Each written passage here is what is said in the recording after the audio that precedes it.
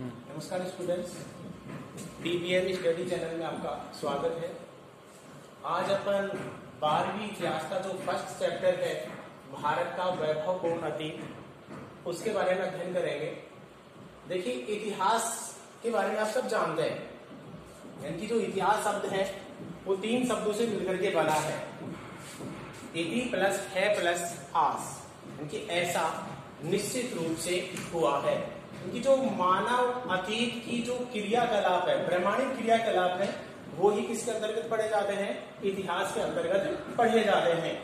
अब अपन जो ये पाठ शुरू कर रहे हैं, भारत का वैभवपूर्ण अतीत, यानी कि भारत का जो वैभव था, यानी प्राचीन समय में जो वैभव था वो कैसा था, उसके बारे में अपन बात करेंगे। क्योंकि भारत के बारे में जो प्राचीन मनुस्मृति यानी कि विष्णु पुराण है, विष्णु पुराण में भी उल्लेख किया गया है कि जो समुद्र है, यानी कि जो समुद्र के उत्तर में और जो ऊपर बर्फीले प्रदेश है उनके दक्षिण में, यानी कि समुद्र के उत्तर में और बर्फीले प्रदेश के दक्षिण में जो बीच में जो प्रदेश है वो ही भारत कहलाता है और हम सब इसकी संतान कहलाते हैं। तो अपन उस भारत के बारे में ज्ञान करते हैं।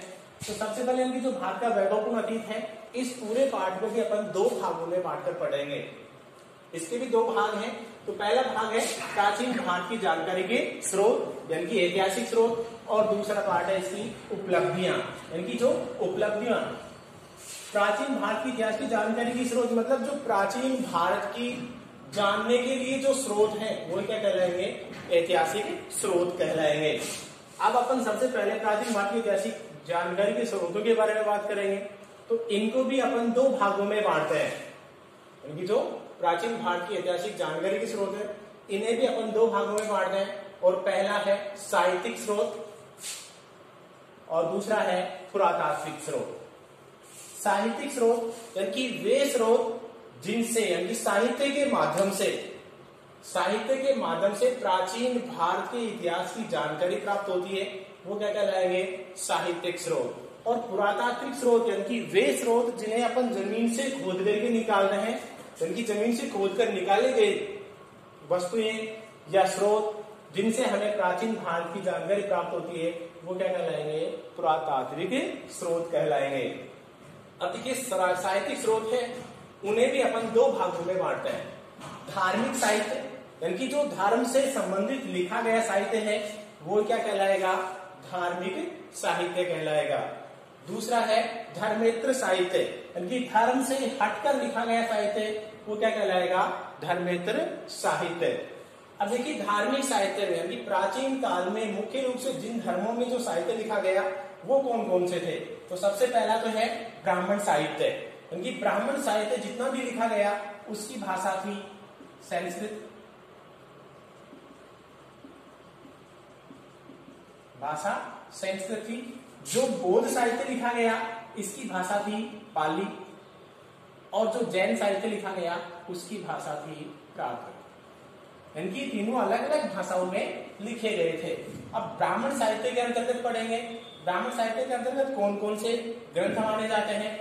ऐसे ही जो धर्मेतर साहित्य है, धर्मेतर साहित्य में इनकी जो धर्म से हट करके, तो इसमें आएंगे ऐतिहासिक ग्रंथ, यानी कि जो किसी धर्म विशेष को लेकर के नहीं लिखे गए हैं वो ऐतिहासिक ग्रंथ।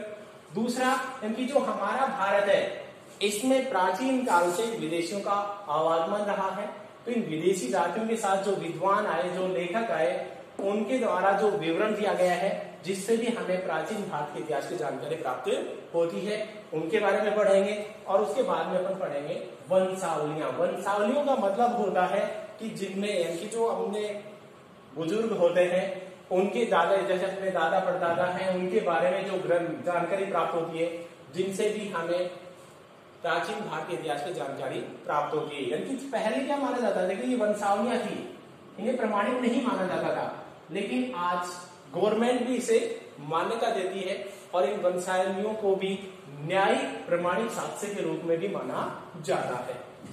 तो अपन शुरुआत करते हैं धार्मिक साहित्य से, और धार्मिक साहित्य में भी सबसे पहले अपन पढ़ते हैं ब्राह्मण साहित्य के बारे में पढ़ते हैं। अब ब्राह्मण साहित्य में देखते हैं सबसे पहले अपन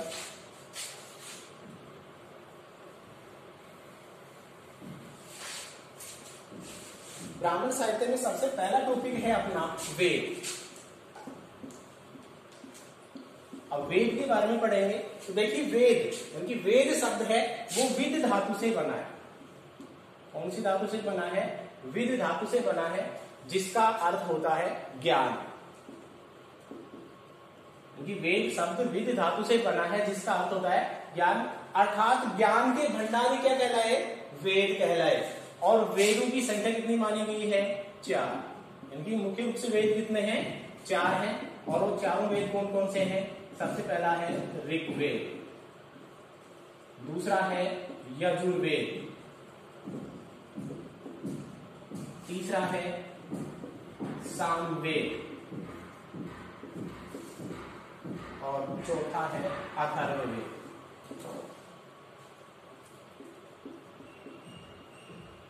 ठीक है, यानी कि ऋग्वेद, यजुर्वेद, सामवेद और अथर्ववेद।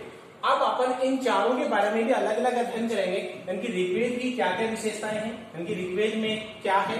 तो इनकी ऋग्वेद के बारे में इनको जो ऋचाओं में लिखा गया वेद ही क्या कहलाया? ऋग्वेद कहलाया। दूसरी इसकी विशेषता है कि जो सबसे प्राचीन वेद है, इनकी प्राचीन वेद माना जाता है। इनकी सबसे प्राचीन वेद कौन सा है? ऋग्वेद है। और ऋग्वेद में जहां से क्वेश्चन पूछे जाते हैं, इनकी कंपटीशन एग्जाम में भी यहाँ से बहुत क्वेश्चन पूछे जाते हैं और अपने यहाँ की 12th क्लास में भी पूछे जाते हैं। इनकी ऋग्वेद में टोटल 10 मंडल है, 1028 सूक्त है,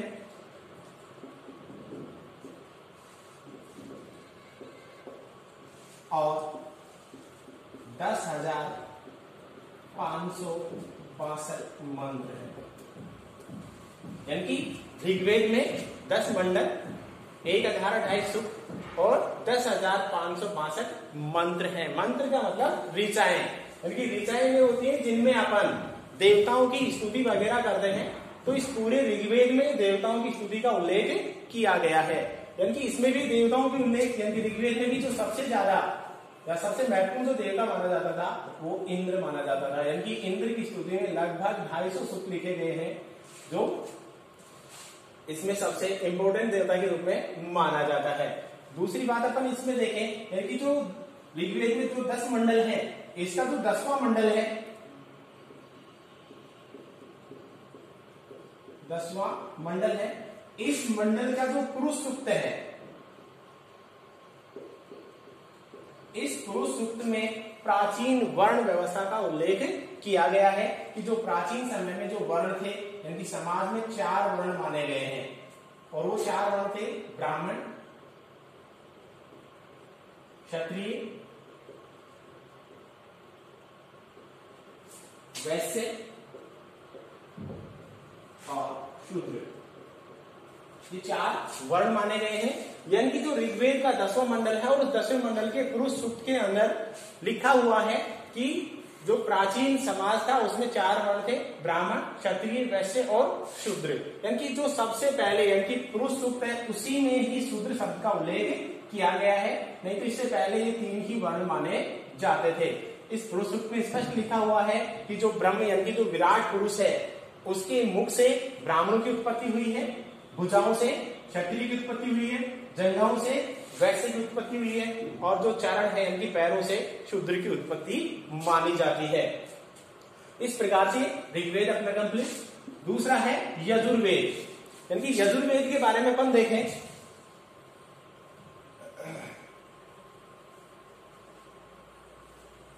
यानी कि यजुर्वेद, यजु शब्द यानी कि यजु का अर्थ होता है यज्ञ, क्योंकि यज्ञ से संबंधित विधि विधानों का उल्लेख जिस ग्रंथ में किया गया है वो क्या कहलाया? यजुर्वेद कहलाया। क्योंकि यजुर्वेद ही एकमात्र ऐसा ग्रंथ है जिसमें यानी कि जो गद्य और पद्य दोनों में लिखा गया है, और बाकी 4 यानी कि 3 वेद हैं वो पद्य में ही लिखे गए हैं। यजुर्वेद का जो इसके भी अलग अलग क्या होते हैं, अलग अलग जैसे इनके पुरोहित होते हैं, इनके जो वाचन करता होते हैं। इस प्रकार से तीसरा है सामवेद। साम का मतलब होता है गायन, साम का मतलब होता है गायन, यानी कि संगीत से संबंधित जो वेद है वो क्या कहलाया?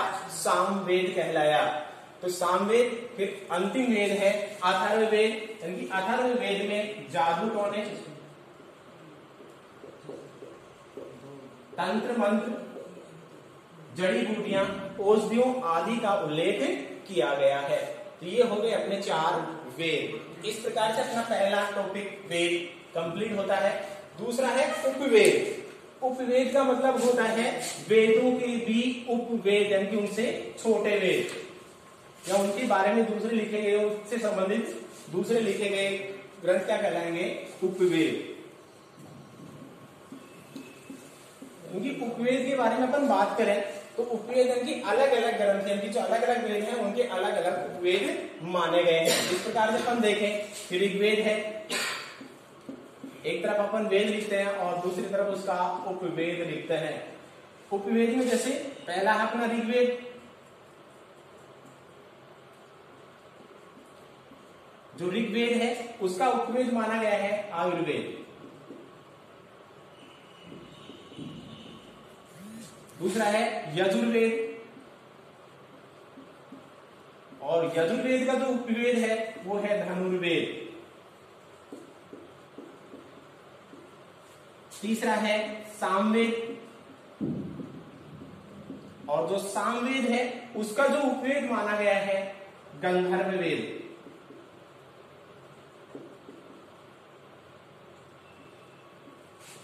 और अंतिम है अथर्ववेद। अथर्ववेद का जो उपवेद माना गया है वो है शिल्पवेद। यानी कि ये जो वेद है उनके भी क्या माने गए हैं?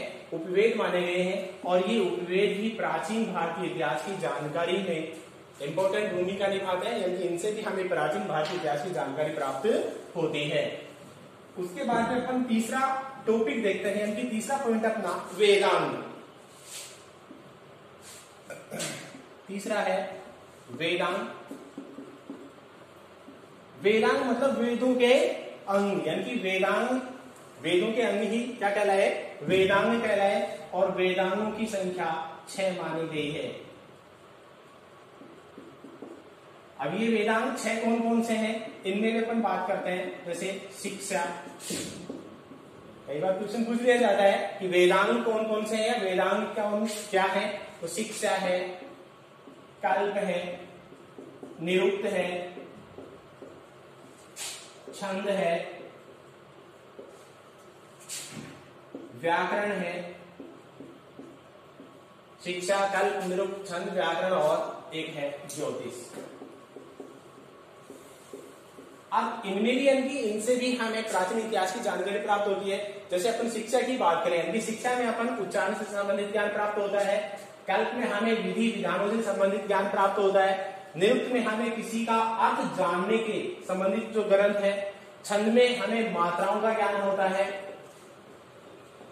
और व्याकरण में यानी हमें भाषा संबंधी ज्ञान प्राप्त होता है। और ज्योतिष में हमें नक्षत्र विद्या के बारे में ज्ञान प्राप्त होता है। यानी कि ये क्या है? वेदांग, जिनसे भी हमें प्राचीन भारतीय इतिहास की जानकारी प्राप्त होती है। इसके बाद में अपना अगला टॉपिक है नंबर 4 उपनिषद।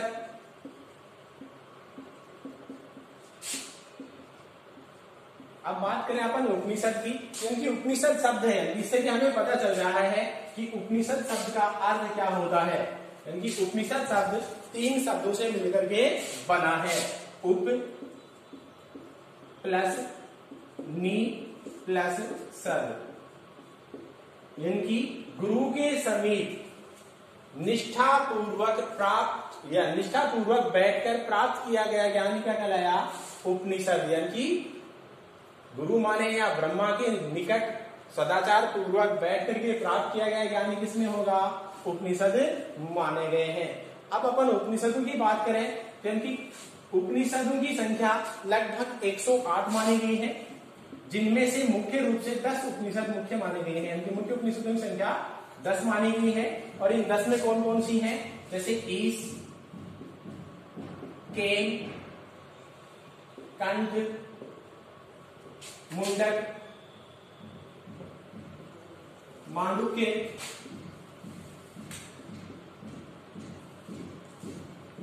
ईश, केन, कंठ, मुंडक, मांडुक्य, ऐतरेय, तैत्तिरीय, छांदोग्य, बृहदारण्य, बृहदारण्य, बृहदारण्य और श्वेताश्वत। इनकी मुख्य रूप से ईश, केन, कंठ, मुंडक, मांडुक्य, ऐतरेय, तैतरीय, छंदोग्य और बृहदारण्य, श्वेताश्वत, यानी ये 10 मुख्य मानी गई है। इनमें से भी कई बार क्वेश्चन पूछा जाता है, यानी कंपटीशन एग्जाम में बहुत बार क्वेश्चन पूछा जाता है। जैसे एक पूछा जाता है कि अपना जो राष्ट्रीय वाक्य है सत्यमेव जयते, सत्यमेव जयते किस उपनिषद से लिया गया है? तो इसमें भी होता है मुंडको उपनिषद। इनकी जो उपनिषद है वो कौन सी उपनिषद से लिया गया है? मुंडको उपनिषद से। एक दूसरा क्वेश्चन और भी पूछा जाता है कि यम और नचिकेता, यम और नचिकेता का जो संवाद है वो किस उपनिषद से लिया गया है? तो वो कंठोपनिषद से लिया गया है, यानी कि जो ये उपनिषद है इससे लिया गया है। तो इसके बारे में इनकी ये उपनिषद है। इसके बाद में अपना अगला है ब्राह्मण ग्रंथ। इनके अपन जो ऐतिहासिक ब्राह्मण साहित्य में पढ़ रहे हैं उनमें ब्राह्मण ग्रंथ है।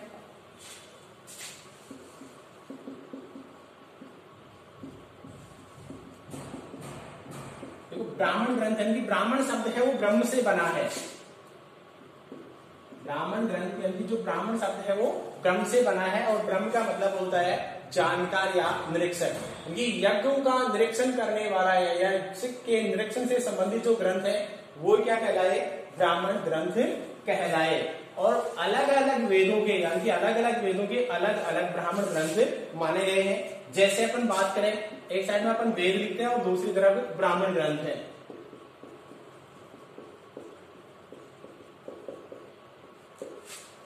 जैसे ऋग्वेद है, ऋग्वेद का जो ब्राह्मण ग्रंथ है वो है ऐतरेय और कौशिकी।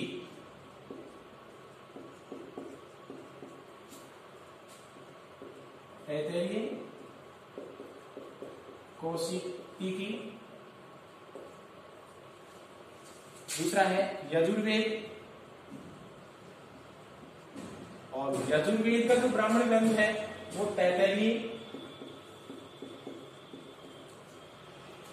शतपथ।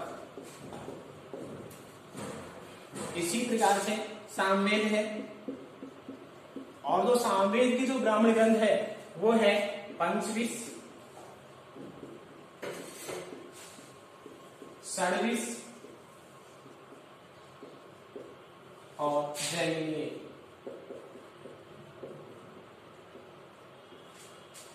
इसी प्रकार से जो अथर्ववेद है इसकी भी जो ब्राह्मण ग्रंथ है वो है गोपद। इस प्रकार से अलग अलग जो वेद हैं उनके अलग अलग ब्राह्मण ग्रंथ है जिनसे भी हमें प्राचीन भारतीय इतिहास की जानकारी प्राप्त होती है। उसके बाद में अपन अगला पढ़ते हैं आरण्यक। अगला है आरण्यक।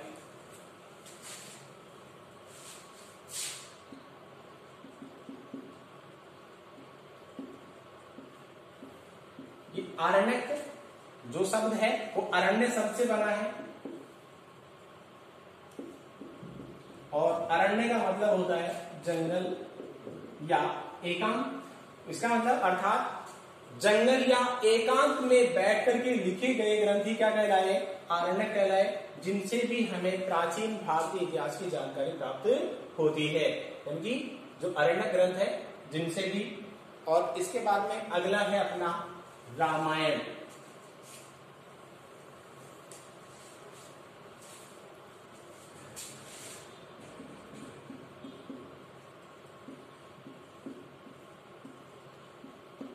रामायण के बारे में अपन सभी जानते हैं कि रामायण की रचना महर्षि वाल्मीकि के द्वारा की गई, और इसमें 24,000 श्लोक हैं। इसी कारण से चतुर्विश संहिता भी कहा जाता है। यानी जो रामायण की जो भाग है, जो पार्ट है, उन्हें हम कांड कहते हैं। इस रामायण में कुल 7 कांड हैं, और ये जो 7 कांड हैं उनमें जैसे बाल कांड, अयोध्या कांड,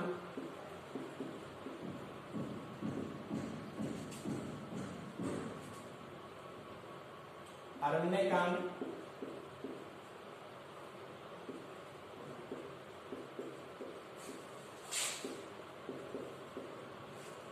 किष्किंधा कांड,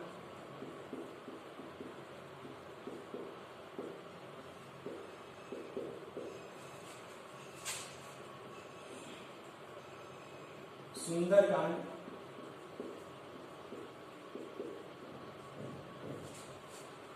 लंका कांड और उत्तर कांड।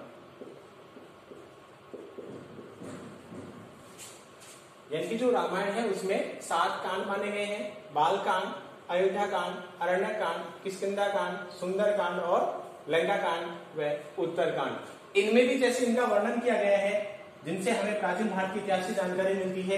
बाल कांड यानी कि बाल कांड में उस समय का वर्णन है जब राजा दशरथ के 4 संतान है, यानी कि राम, लक्ष्मण, भरत और शत्रुघ्न, उनका जन्म और उनका खेल कूद, इससे संबंधित जो वर्णन किया गया है वो पूरा किसमें किया गया है? बाल कांड में किया गया है। उसके बाद में अयोध्या कांड। अयोध्या कांड का मतलब जब राजा दशरथ ने यानी राम को राजा घोषित कर रहा है उसी समय यानी राम को वनवास का आदेश दिया जाता है, 14 वर्ष का वनवास दिया जाता है। वो सारा वर्णन किसमें है? अयोध्या कांड में है। अरण्य कांड यानी अरण्य कांड में जब राम, लक्ष्मण, सीता तीनों को वनवास दे दिया जाता है तो वो जो पूरा वन में रहने का जो वर्णन है वो क्या है? अरण्य कांड में किया गया है। और किष्किंधा कांड में मतलब जब सीता का हरण हो जाता है और सीता की खोज में राम और लक्ष्मण दोनों घूमते हुए सुग्रीव के पास पहुंच जाते हैं, यानी कि पर्वत पर पहुंच जाते हैं। वहां तक का जो वर्णन है वो किसमें है? किष्किंधा कांड में है। सुंदर कांड में यानी कि जो हनुमान जी द्वारा सीता की खोज की जाती है, यानी कि जो हनुमान जी की जो वीरता का वर्णन किया जाता है, हनुमान जी की जो कार्य है उनका वर्णन किया जाता है, वो किसमें है? सुंदर कांड में। और राम और रावण का जो युद्ध का जो वर्णन है वो है लंका कांड में। राम और रावण के युद्ध का वर्णन लंका कांड में। और उसके बाद में यानी कि राम के द्वारा रावण का वध करना और वहां से अयोध्या वापस आना, अयोध्या आने के बाद राजा बनना, राजा बनने के बाद सीता को दोबारा से वनवास में भेजना, वो सारा वर्णन किसमें है? उत्तर कांड में किया गया है। इस प्रकार से जो ये रामायण है इसे हम आदि काव्य के नाम से भी जाना जाता है। यानी कि आदि काव्य किसे कहा जाता है? तो वो भी कौन सा है? रामायण कहलाती है। अगला टॉपिक अपन देखते हैं, अंतिम है महाभारत।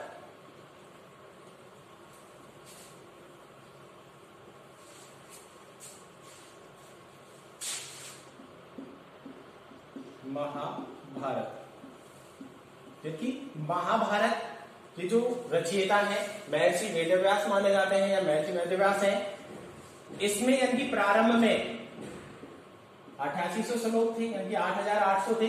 उस समय इसे भारत कहा जाता था, यानी कि इसका नाम भारत था। फिर उसके बाद में 24,000 हुए, तब इसे जय संहिता कहा गया। और उसके बाद में जब 1,00,000 श्लोक हो गए तब इसे महाभारत कहा जाता है।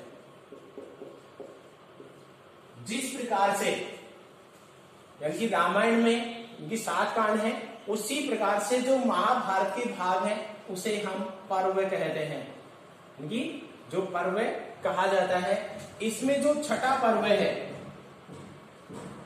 छठा पर्व है, इस छठे पर्व को भीष्म पर्व के नाम से जाना जाता है। और इस भीष्म पर्व में जो अध्याय नंबर 23 से लेकर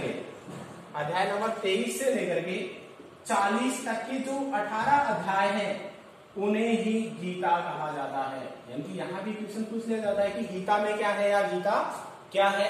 तो जो महाभारत का जो छठा पर्व है, भीष्म पर्व है, उसका जो अध्याय नंबर 23 से लेकर के जो 40 तक की जो अध्याय है, 18 अध्याय है, वो क्या कहलाती है? गीता कहलाती है। इस प्रकार से महाभारत इतना विस्तृत और ग्रंथ है कि जिसकी रचना प्रारंभ तो यानी रामायण से पहले हो गई थी, लेकिन इसका जो समापन रामायण के बाद में हुआ था। इसके बारे में कथन कहा भी जाता है यानी जो महाभारत में लिखा गया है वो सब जगह मिल जाएगा, लेकिन जो महाभारत में लिखा हुआ नहीं है वो कहीं नहीं मिल सकता। इस प्रकार से अपना जो साहित्यिक स्रोत है वो धार्मिक साहित्य है वो पूरे कंप्लीट होते हैं, जिनमें अपन दोबारा से देखें वेद, उपवेद, वेदांग, उपनिषद, ब्राह्मण ग्रंथ, आरण्यक, रामायण और महाभारत।